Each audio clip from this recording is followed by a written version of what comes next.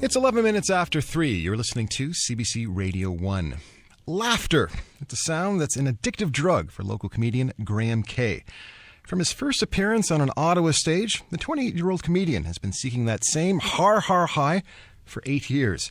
He's appeared on various stages in New York City and Ottawa. And tonight he takes the microphone downtown at Yuck Yucks. Graham joins us in our studio. Hello. Hello. How's it going? Very well, thanks. Great to meet you. Yeah.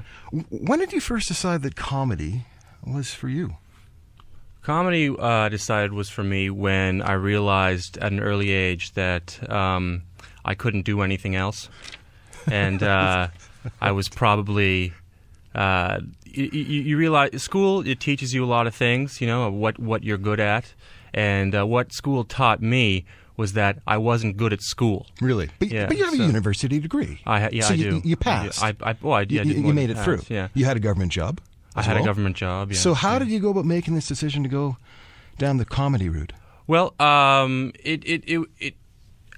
think the reason why I didn't do well, or initially in school until university anyway, was because I didn't like it. And I got a government job. I got a real job, I guess, as you most people are sort of pressured to do out of university. And it was overseas. It was in Budapest. I was working for the government, and it just very quickly became a very boring existence. It was drudgery for you. Yeah, I mean, it's just a regular, your 9 to 5 regular job. I'm sure it's in Budapest. I mean, the walk to work is lovely, but after a couple months... Along the Danube. Yeah, exactly. Yeah. Well, nothing better than that. Well, I mean, after a couple months, that gets, a little tired. It is boring. And it was time to move on. I realized that I didn't have a wife, I didn't have any kids, I didn't have a mortgage. I had to commit to this art form that I knew I was going to eventually go to anyway. But was it scary for you? Because I'm saying that it's quite a leap. You have this stable job, this stable existence, and you're going into the world of comedy, which is very precarious. People always ask me, was it scary? You don't know if you're going to make it. But what was scary to me every day was sitting at a desk job I didn't like. I mean, I'm not saying if you're listening to this and you're just driving home from a desk job, or you're at a desk job right now, good for you, because you're probably better at it and like it more than what I did. It wasn't for you. It was scary to be at a job I didn't like and knew that I was going to wake up one day and still be there, only fatter, and so... It was liberating and exciting and not scary at all to make the leap and finally chase something that I knew I was meant to do. Yeah, you felt like you were in the right place, finally. Yeah. What's your comedy about? As I sort of refine my art form and I get more proficient at it, you in comedy we say you find your voice, And that's sort of what seems to happen in every comedian, and I'm not no exception. Is that you start to write more about yourself, your soul, your dark little corners of who you are, because that's what's more relatable in the end. Not the proverbial airplane peanuts or something like that. It's what's we all as humans, we all have the same fears, and that's what I'm starting to write about. And you've had some mountains to climb in your life. You had ADD. I had ADD, but that's I mean, a lot of kids had ADD growing up. I mean, but I had severe ADD, like the real kind, not the sort of overprescribed sort of ADD that sort of happened in the mid '90s. I was the original ADD kid. You were the man. I was the man. Right. But I would say that the biggest hurdle I had was obsessive compulsive disorder, OCD, and that was truly trying, because it's again, that was in a time when I had it.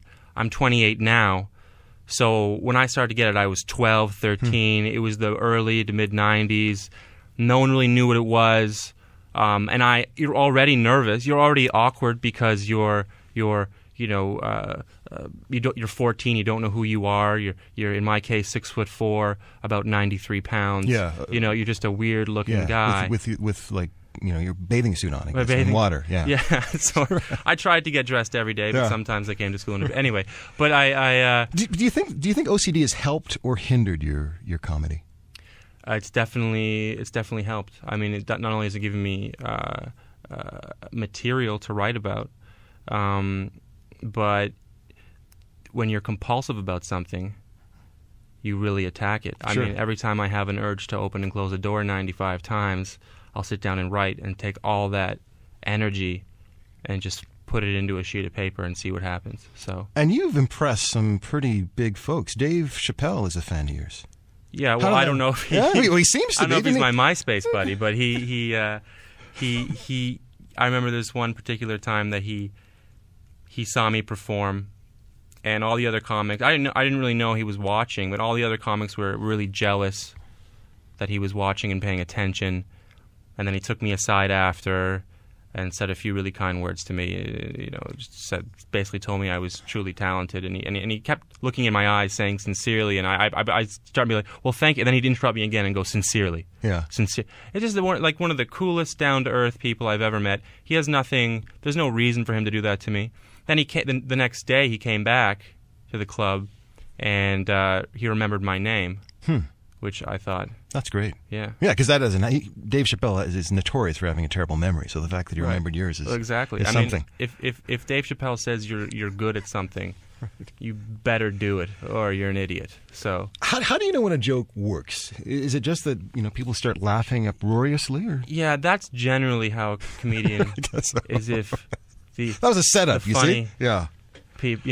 When they laugh at the funny joke, sure. You're like, hey, that's funny. But I guess there are different kinds of laughter for sure. There's, you can get your spattering, but once you've been in the game long enough, you start to know the different levels of laughter, and when a joke really hits, because it hits the walls of the room. Mm-hmm. So, what do you hope for in the future? What's the big dream for Graham K? Conquer the world. Yeah. Other than that, I'm saying that goes without saying. It's par for the course. But in addition to that, I guess, I want a show. I want my own television show. I mean, that seems to be the natural progression of everybody. But I want to write my own show. I mean, I wanted this before I knew anything about Dave Chappelle. But that's a perfect example. The Dave Chappelle show, the guy had complete creative control. I don't know how he got it, but he got it. So. I mean, he was in a few movies before that. Maybe I should be in a few movies before. That would be a nice... Yeah, and people laughed. Yeah, and people laughed, which was also a real treat for him, I would suppose. I don't... Graham, thanks so much for joining us. Yeah, you are welcome. And good luck in that future Thank of you yours, for having conquering me. the world. Yeah, thanks. Graham K. is a local stand-up comedian. He'll be performing tonight and tomorrow at both Ottawa Yuck Yucks locations. For more information, you can visit their website at www.yuckyucks.com.